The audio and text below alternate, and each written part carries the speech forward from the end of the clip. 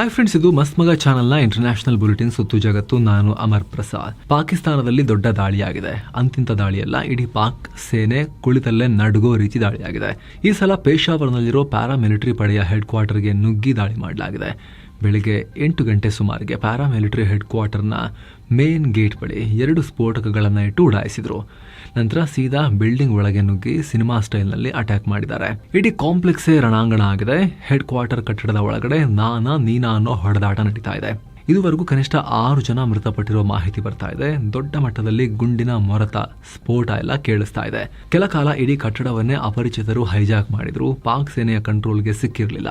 ಆದ್ರೆ ಕೂಡಲೇ ಪಾಕ್ ಆರ್ಮಿ ಮತ್ತು ಪೊಲೀಸರೆಲ್ಲ ಸೇರಿ ಸುತ್ತುವರೆದು ಕಾರ್ಯಾಚರಣೆ ಮಾಡ್ತಾ ಇದ್ದಾರೆ. ಇಲ್ಲಿವರೆಗೆ 3 ಕಮಾಂಡೋಗಳನ್ನ ದಾಳಿಕೋರರು ಹೊಡೆದು ಹಾಕಿದ್ದಾರೆ. 3 ದಾಳಿಕೋರರನ್ನ ಪಾಕ್ ಸೇನೆ ಕೂಡ ಹೊಡೆದು ಹಾಕಿದೆ. 2 ಕಡೆಯಲ್ಲೂ ಹಲವಾರು ಜನ ಗಾಯಗೊಂಡಿದ್ದಾರೆ. ಈ ದಾಳಿ ಹೇಗಾಯಿತು ಅನ್ನೋ ಬಗ್ಗೆ Khyber Pakhtunkhwa IG inspector general of police Zulfiqar Hameed ಮಾಹಿತಿ ಕೊಟ್ಟಿದ್ದಾರೆ. ಹೆಡ್ ಕ್ವಾರ್ಟರ್ ಮೇನ್ ಗೇಟ್ ಬಳಿ ಬಂದು ದಾಳಿ ಮಾಡಿದ್ರು. ಇನ್ನೊಂದು ಮೋಟಾರ್ ಸೈಕಲ್ ಸ್ಟ್ಯಾಂಡ್ ಬಳಿ ಸ್ಫೋಟಗೊಳ್ತು.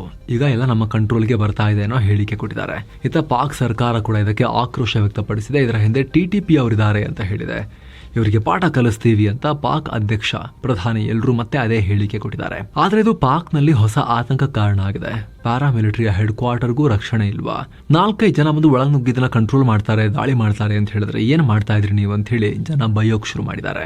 ಅದರಲ್ಲೂ ಪೇಶಾವರ್ನ ಜನಸಂದಣಿ ಇರೋ ಪ್ರದೇಶದಲ್ಲೇ ಈ ಹೆಡ್ ಕ್ವಾರ್ಟರ್ ಇದೆ. ಮಿಲಿಟರಿ ಕಂಟೋನ್ಮೆಂಟ್ ಸಮೀಪದಲ್ಲೇ ಇದೆ. ಸೊ ಇಲ್ಲೇ ಈ ದಾಳಿ ಆಗಿರೋದು ತೀವ್ರ ಚರ್ಚೆಗೆ ಗ್ರಾಸ ಆಗ್ತಾ ಇದೆ. ಏನೋ ದಾಳಿ ಬೆನ್ನಲ್ಲೇ ಆ ಇಡೀ ಪ್ರದೇಶವನ್ನ ಸೀಲ್ ಮಾಡಲಾಗಿದೆ. ಈ ಜಾಗದಲ್ಲಿ ಆರ್ಮಿ, ಪೊಲೀಸರು ಹೆಚ್ಚಿನ ಸಂಖ್ಯೆಯಲ್ಲಿ ಜಮಾಯಿಸಿದಾರೀಗ. ಇದುವರೆಗೆ ದಾಳಿಯ ಹೊಣೆಯನ್ನ ಯಾವುದೇ ಸಂಘಟನೆ ಕೂಡ ಹೊತ್ಕೊಂಡಿಲ್ಲ. ಆದ್ರೆ ಇದು ಖೈಬರ್ನಲ್ಲಿನ ಟಿಟಿಪಿಗಳ ದಾಳಿ ಅಂತ ಪಾಕಿಸ್ತಾನ ಸರ್ಕಾರ ಹೇಳ್ತಾ ಇದೆ. ಈ ಮೂಲಕ ಪದೇ ಪದೇ ಪಾಕಿಸ್ತಾನದ ಮಾನ ಅಂತಾರಾಷ್ಟ್ರೀಯವಾಗಿ ಹರಾಜಾಗ್ತಾ ಇದೆ. ಯಾಕಂದ್ರೆ ಈ ವರ್ಷದ ಆರಂಭದಲ್ಲಿ ಕ್ವೆಟಾದಲ್ಲಿರೋ ಪ್ಯಾರಾಮಿಲಿಟರಿ ಹೆಡ್ ಕ್ವಾರ್ಟರ್ಗೆ ನುಗ್ಗಿ ಹೊಡೆಯೋ ಪ್ರಯತ್ನ ಮಾಡಿದ್ರು ಟಿಟಿಪಿಗಳು. ಅದರ ಹೊರಗಡೆನೆ ಕಾರ್ ಸ್ಫೋಟಿಸಿ ಕನಿಷ್ಠ 10 ಜನ ಪ್ರಾಣ ಕಳ್ಕೊಂಡಿದ್ರು. ನೆಕ್ಸ್ಟ್ ಸೆಪ್ಟೆಂಬರ್ನಲ್ಲಿ ಇದೇ ಕ್ವೆಟಾದಲ್ಲಿ ನಡೆದ ಪೊಲಿಟಿಕಲ್ ರ್ಯಾಲಿ ವೇಳೆ ಕೂಡ ದಾಳಿಯಾಗಿತ್ತು. 11 ಜನ ಪ್ರಾಣ ಕಳ್ಕೊಂಡಿದ್ರು. 40ಕ್ಕೂ ಅಧಿಕ ಜನ ಗಾಯಗೊಂಡಿದ್ರು. ಇತ್ತೀಚೆಗೆ ಪಾಕ್ ರಾಜಧಾನಿ ಇಸ್ಲಾಮಾಬಾದ್ ಕೋರ್ಟ್ ಆವರಣದಲ್ಲೂ ಕೂಡ ಕಾರ್ ಮೂಲಕ ಸ್ಫೋಟ ನಡೆಸಲಾಗಿತ್ತು, ಆತ್ಮಾಹುತಿ ದಾಳಿ. ಅಲ್ಲೂ 12 ಜನ ಮೃತಪಟ್ಟಿದ್ರು. ಸೊ ಪದೇ ಪದೇ ಸೂಕ್ಷ್ಮ ಜಾಗಗಳಿಗೆ ಬಂದು ಜಾಡಿಸಿ ಒದಿತಾ ಇದ್ದಾರೆ ಪಾಕ್ ವಿರೋಧಿಗಳು, ಟಿಟಿಪಿಗಳು, ಬಲೂಚಿಗಳು, ಪಾಕ್ ಸೇನೆಗೆ, ಸರ್ಕಾರಕ್ಕೆ.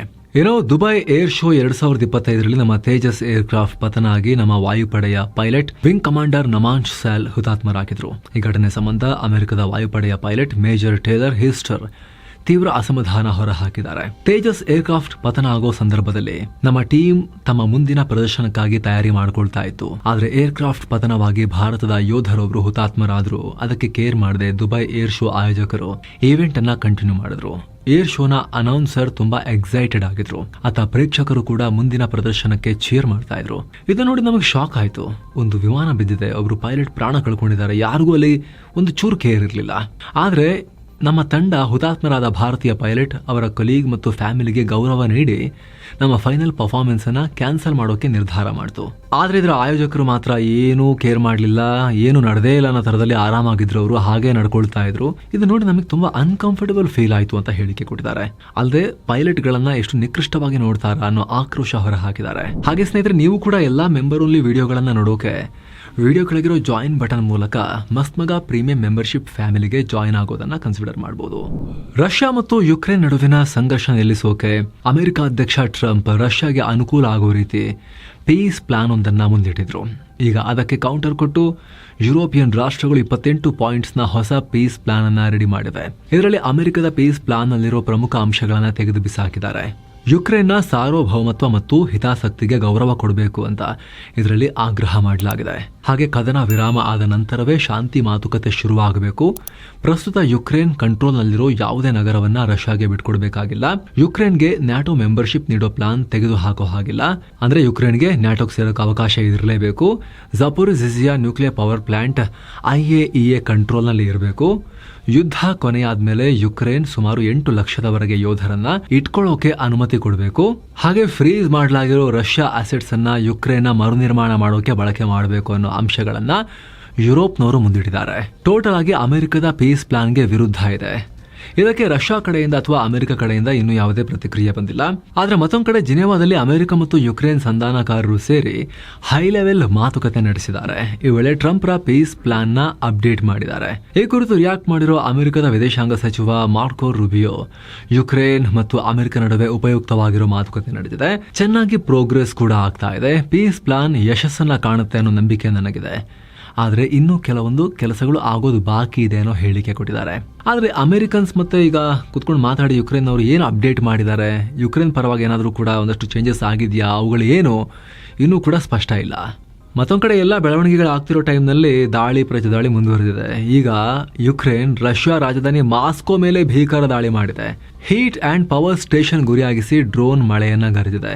ಪರಿಣಾಮ ಫೆಸಿಲಿಟಿಯಲ್ಲಿ ದೊಡ್ಡ ಬೆಂಕಿ ಕಾಣಿಸಿಕೊಂಡಿದೆ. ಸಾವಿರಾರು ಮನೆಗಳಿಗೆ ಎನರ್ಜಿ ಸಪ್ಲೈ ಕಡಿತ ಆಗಿದೆ. ಈ ಕುರಿತು ಮಾಸ್ಕೋ ಗವರ್ನರ್ ಆಂಡ್ರೆ ವೊರೊಬ್ಯೋವ್ ಕನ್ಫರ್ಮ್ ಮಾಡಿದ್ದಾರೆ. ದಾಳಿ ವಿಡಿಯೋವನ್ನ ಕೂಡ ಶೇರ್ ಮಾಡಿದ್ದಾರೆ. ಕೆಲ ಡ್ರೋನ್ಗಳನ್ನ ಹೊಡೆದು ಹಾಕಿದ್ರೆ ಇನ್ನೂ ಕೆಲ ಡ್ರೋನ್ಗಳು ಫೆಸಿಲಿಟಿ ಮೇಲೆ ದಾಳಿ ಮಾಡಿ ಬೆಂಕಿ ಆವರಿಸಿಕೊಂಡಿರುವುದು ಕೂಡ ಕಾಣಿಸಿದೆ. ಚಳಿಗಾಲದಲ್ಲಿ ರಷ್ಯಾದಂತ ಶೀತ ಪ್ರದೇಶದ ರಾಷ್ಟ್ರಗಳಲ್ಲಿ ಜನ ತುಂಬಾ ಮುಖ್ಯವಾಗಿ ಹೀಟಿಂಗ್ ಅನ್ನ ಯೂಸ್ ಮಾಡ್ತಾರೆ. ಅವರ ಮನೆಗಳನ್ನ ಬೆಚ್ಚಗಿಡೋಕೆ ಎನರ್ಜಿ ತುಂಬಾ ಮುಖ್ಯ. ಗ್ಯಾಸ್, ಎಲೆಕ್ಟ್ರಿಸಿಟಿ ಸಪ್ಲೈ ಆಗ್ತಿರೋ ತುಂಬಾ ಮುಖ್ಯ. ಈಗ ಯುಕ್ರೇನ್ ಅದಕ್ಕೇನೆ ಟಾರ್ಗೆಟ್ ಮಾಡಿ ಹೊಡೆದಿದೆ. ಇನ್ನು ಇಸ್ರೇಲ್ ಲೆಬನಾನ್ನಲ್ಲಿ ದೊಡ್ಡ ಬೇಟೆಯಾಡಿದೆ. ದಕ್ಷಿಣ ಬೀರೂತ್ ಪ್ರದೇಶದಲ್ಲಿ ದಾಳಿ ಮಾಡಿ ಹಿಜ್ಬುಲ್ಲಾಗಳ chief of general staff Ali Tabatabai ನನ್ನ ಹೊಡೆದು ಹಾಕಿದೀವಿ ಅಂತ ಇಸ್ರೇಲ್ ಸೇನೆ ಹೇಳಿದೆ. ಈತ 1980ರಿಂದಲೂ ಸಿರಿಯಾದಲ್ಲಿ ಹಿಜ್ಬುಲ್ಲಾ ನಡೆಸ್ತಾ ಇದ್ದ ಆಪರೇಷನ್ಗಳ ನೇತೃತ್ವ ವಹಿಸಿದ್ದ. ಹಿಜ್ಬುಲ್ಲಾಗಳ ರಾದ್ವಾನ್ ಯೂನಿಟ್ ವಿಸ್ತರಿಸುವ ಕೆಲಸ ಮಾಡ್ತಾ ಇದ್ದ. ಇಸ್ರೇಲ್ ಹಾಗೂ ಯಹೂದಿಗಳ ವಿರುದ್ಧ ದಾಳಿ ಮಾಡೋಕೆ ಪ್ರಚೋದನೆ ಕೊಡ್ತಾ ಇದ್ದ. ಹಾಗಾಗಿ ಈತನ ಕತೆ ಮುಗಿಸಿದೀವಿ ನಾವೀಗ ಅಂತ ಇಸ್ರೇಲ್ ಹೇಳಿಕೊಂಡಿದೆ. 2016ರಲ್ಲಿ ಅಮೆರಿಕ ಈತನ ಮಾಹಿತಿ ಕೊಟ್ಟರೆ $5 ಮಿಲಿಯನ್ ದುಡ್ಡು ಕೊಡ್ತೀವಿ ಅಂತ ಕೂಡ ಘೋಷಿಸಿತ್ತು. ಈಗ ಇಂಥ ದೊಡ್ಡ ತಲೆಯನ್ನ ಹೊಡೆದು ಹಾಕಿದೀವಿ ಅಂತ ಇಸ್ರೇಲ್ ಸೇನೆ ಹೇಳಿದೆ. ಈ ದಾಳಿಯಲ್ಲಿ ಕನಿಷ್ಠ 5 ಜನ ಮೃತಪಟ್ಟಿದ್ದಾರೆ, 20ಕ್ಕೂ ಅಧಿಕ ಮಂದಿ ಗಾಯಗೊಂಡಿದ್ದಾರೆ ಅಂತ ಲೆಬನಾನ್ನ ಆರೋಗ್ಯ ಇಲಾಖೆ ಮಾಹಿತಿ ಕೊಟ್ಟಿದೆ.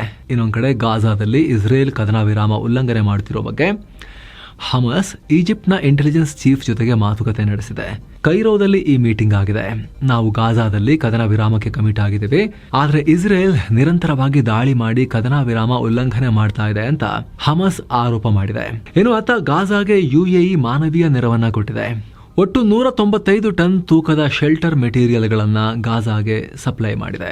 ಏನೋ ಬಾಂಗ್ಲಾದ ಪದಚ್ಯುತ ಪ್ರಧಾನಿ ಶೇಖ್ ಹಸೀನಾರಿಗೆ ಇತ್ತೀಚೆಗಷ್ಟೇ ಮಾನವೀಯತೆ ವಿರುದ್ಧ ಅಪರಾಧ ಮಾಡಿದೀರಾ ಅಂತ ಹೇಳಿ ಮರಣದಂಡನೆ ಶಿಕ್ಷೆಯನ್ನು ವಿಧಿಸಲಾಗಿತ್ತು. ಇದೀಗ ಶೇಖ್ ಹಸೀನಾರನ್ನ ಹಸ್ತಾಂತರ ಮಾಡಿ ಅಂತ ಹೇಳಿ ಬಾಂಗ್ಲಾ ಪುನಃ ಭಾರತಕ್ಕೆ ಒತ್ತಾಯ ಮಾಡಿದೆ. ಆದ್ರೆ ಇದಕ್ಕೆ ಭಾರತ ಯಾವುದೇ ಉತ್ತರವನ್ನ ಕೊಟ್ಟಿಲ್ಲ, ಕೊಡ್ತಾನೂ ಇಲ್ಲ, ರೆಸ್ಪಾಂಡ್ ಮಾಡ್ತಾ ಇಲ್ಲ. ನೀವು ಕೇಳ್ತೀರಿ, ನಾವು ಅದಕ್ಕೆ ಫಾರ್ಮಲ್ ಆಗಿ ಸ್ಟ್ಯಾಂಡರ್ಡ್ ಉತ್ತರವನ್ನು ಕೊಡ್ತಾನೆ ಇರ್ತೀವಿ, ನೋಟಿಸ್ ಮಾಡ್ತಾ ಇದ್ದೀವಿ, ಮಾನಿಟರ್ ಮಾಡ್ತಾ ಇದ್ದೀವಿ, ನಾವು ಗಮನಿಸ್ತಾ ಇದ್ದೀವಿ. ಈ ರೀತಿ ಉತ್ತರವನ್ನ ಈ ಹಿಂದೆ ಕೊಟ್ಟಿದ್ರು. ಈಗ ಹೊಸ ರಿಕ್ವೆಸ್ಟ್ಗೆ ಇನ್ನೂ ಏನು ಹೇಳಿಲ್ಲ, ನೋಡಬೇಕು ಭಾರತ ಏನು ಹೇಳುತ್ತೆ ಅಂತೇಳಿ. ಏನೋ ಬಾಂಗ್ಲಾದಲ್ಲಿ ಮುಂದಿನ ವರ್ಷ ಫೆಬ್ರವರಿನಲ್ಲಿ ಸಾರ್ವತ್ರಿಕ ಚುನಾವಣೆ ಇದೆಯಲ್ಲ, ಅದನ್ನ ಅತಿದೊಡ್ಡ ಇಸ್ಲಾಮಿಕ್ ಪಾರ್ಟಿ ಜಮಾತೆ ಇಸ್ಲಾಮಿ ಈಗ ಭಾರತದ ವಿರುದ್ಧ ಪರೋಕ್ಷವಾಗಿ ಭಾರಿ ಆರೋಪಗಳನ್ನ ಮಾಡಿದೆ.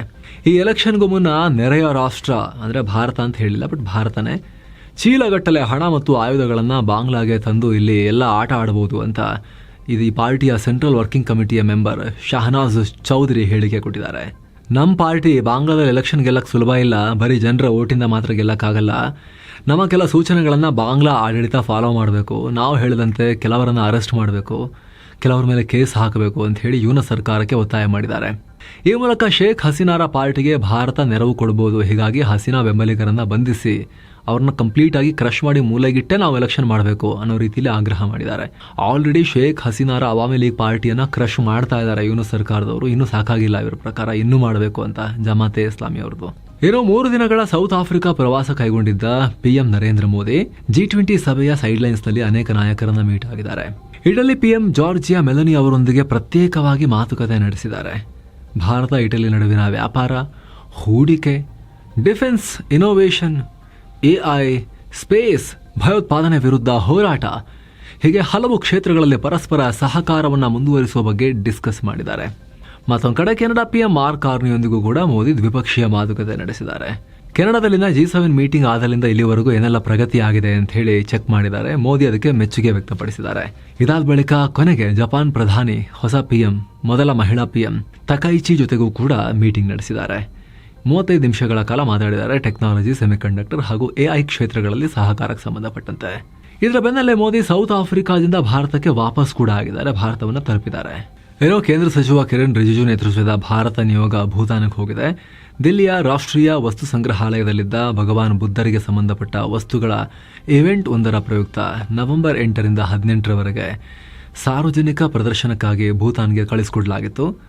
ನವೆಂಬರ್ 9ರಂದು ಭೂತಾನ್ನಲ್ಲಿ ನಡೆದ ಬೌದ್ಧ ಧರ್ಮದ ಕಾರ್ಯಕ್ರಮದಲ್ಲಿ PM ಮೋದಿ ಕೂಡ ಪಾಲ್ಗೊಂಡಿದ್ರು. ಏನೋ ಎಕ್ಸಿಬಿಷನ್ ನಂತರ ಬುದ್ಧರಿಗೆ ಸಂಬಂಧಪಟ್ಟ ವಸ್ತುಗಳನ್ನು ಸೇಫ್ ಆಗಿ ಇಡಲಾಗಿತ್ತು. ಅದನ್ನೀಗ ಮರಳಿ ತರೋಕೆ ನಿಯೋಗ ಭೂತಾನ್ಗೆ ತೆರಳಿದೆ.